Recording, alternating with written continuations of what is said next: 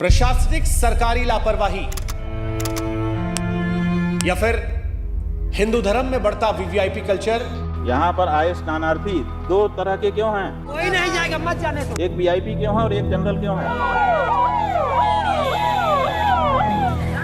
या फिर प्रबल आस्था। इनमें से कौन है जो जिम्मेदार है प्रयागराज में हुई उस घटना को लेकर इसकी तस्वीरों ने कलेजे को चीर कर रख दिया।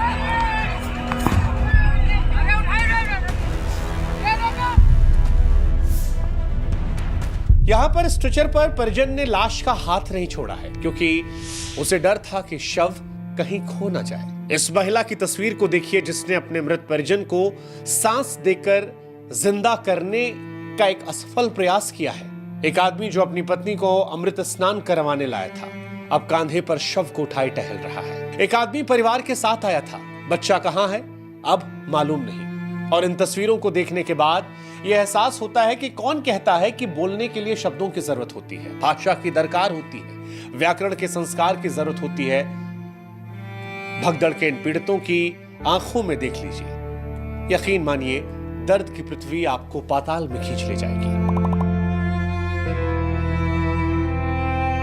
यकीन मानिए इस देश में आम आदमी की मौत सिर्फ एक नंबर है। सरकार किसी की भी हो, कई बार ऐसा लगता है कि जनता की जान की कोई कीमत नहीं है। मरने वाले बेनाम गुमनाम रहते हैं, वरना आप खुद सोचिए कि महाकुंभ में भगदड़ मचती है, ये पता है।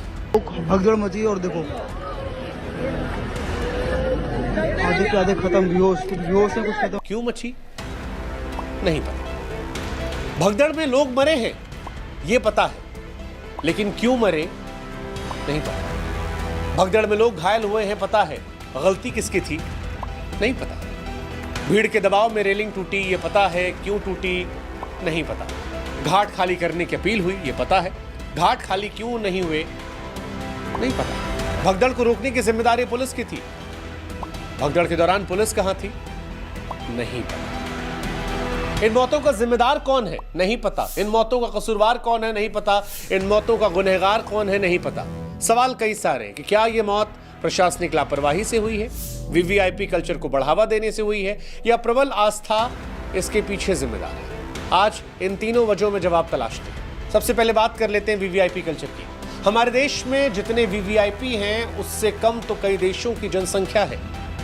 यूं समझ लीजिए कि हमारे देश में वीआईपी होना एक ऐसा रोग है जिसका कोई टीका नहीं, कोई इलाज नहीं, कोई दवाई नहीं। आप खुद सोचिए, आम लोग भीड़ में 4-4 घंटे एक जगह से खिसक नहीं पाते, घाटों तक पहुंच नहीं पा रहे, आसमान कोड़कर धरती को बिछौना बनाकर किसी तरह से पवित्र डुबकी लगा लेना चाहते हैं। लेकिन वीवीआईपीज के लिए आलीशान टेंट है, अलग रास्ते हैं, अलग से घाट है, अलग व्यवस्थाएं हैं। जहां रहते हैं वहां पर ऐसी भव्य दिव्य जीवन को आनंदित कर देने वाली तस्वीरें हैं कि लगता है मालदीव छोड़कर बस अब संगम पर ही लग्जरी मोक्ष मिल जाएगा। वीआईपी कल्चर आज का नहीं है। 1986 में भी कुंभ मेले में भगदड़ मची थी, 200 लोगों की जाने गई थी।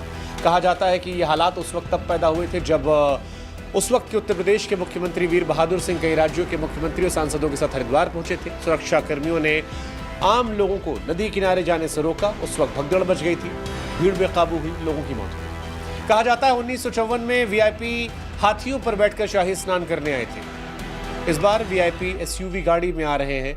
क्या कुछ हो रहा है वो हम सब देख रहे हैं।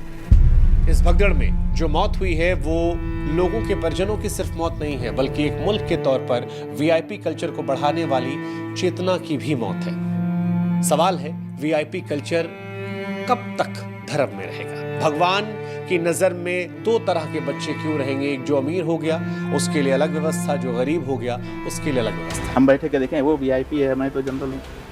हाँ, वीआईपी तो कुछ लोग हो पाएंगे, 40 करोड़ आ रहे हैं, 39 करोड़ तो वीआईपी नहीं होंगे ना। लेकिन वीआईपी कल्चर से आगे बढ़कर सवाल सरकार पर भी उठेगा। यह अलग बात है कि महाकुंभ भगदड़ पर बोलते हुए उत्तर प्रदेश के मुख्यमंत्री योगी आदित्यनाथ की भावुक करने वाली तस्वीर देखना दुखद है। उन सभी परिजनों के प्रति हमारी पूरी संवेदना है। ये बात भी सच है कि हिंदू धर्म में योगी आदित्यनाथ की आस्था पर कोई सवाल नहीं है, उनकी आस्था किसी से छुपी नहीं है। और ये तस्वीरें उनके हृदय में कितनी तकलीफ दे रही होंगी, इस बात को समझना भी बहुत ज़्यादा मुश्किल नहीं है। लेकिन सिक्के का दूसरा पहलू यह भी है कि 30 से 35 जिंदगियां गई हैं। सवाल सरकार पर भी उठेंगे। सवाल इसलिए भी उठेंगे क्योंकि सभी को मालूम था कि मौनी अमावस्या पर भीड़ होगी। सबको मालूम था कि भीड़ करोड़ों में होगी। उसके बावजूद भीड़ इतनी ज्यादा एक जगह कैसे इकट्ठा हो गई। जिन परिवारों के लोग मारे गए हैं उनके सामने टीवी पर व्यवस्थाओं की तारीफ या आंसुओं की दलील काम नहीं करेगी। ये इसलिए भी क्योंकि महाकुंभ 2025 में उत्तम व्यवस्थाओं, सुगम सुविधाओं को लेकर काफी प्रचार प्रसार हुआ था। 144 वर्ष के बाद महाकुंभ का यह मुहूर्त आ रहा है और इस महा समागम का साक्षी देश और दुनिया बनना चाहता है। सड़कें, पोस्टर, बैनर, विज्ञापनों से भरी पड़ी हैं। मीडिया लगातार महाकुंभ को दिखा रहा है। यूट्यूबर्स लगातार महाकुंभ दिखा रहे हैं। जो लौट रहे हैं, जो जा रहे हैं, वो वहां से लगातार तस्वीरें साझा कर रहे हैं। ऐसे में जनता आश्वस्त हो जाती है। खास तौर पर सरकार ने जिस तरह से 144 वर्ष वाले प्रचार को बढ़ाया, उसके बाद बड़ी संख्या में लोग संगम स्नान के लिए तत्पर हो गए। पीढ़ियों में एक बार मिलने वाले इस अनुभव को कोई भी छोड़ना नहीं चाहता था और ये सरकार के प्रचार प्रसार की वजह से हुआ था। जनता सरकार को लेकर आश्वस्त थी कि भले ही आसमान गिर जाएगा लेकिन सरकार संभाल लेगी। ये आश्वस्तता, ये निश्चिंतता का भाव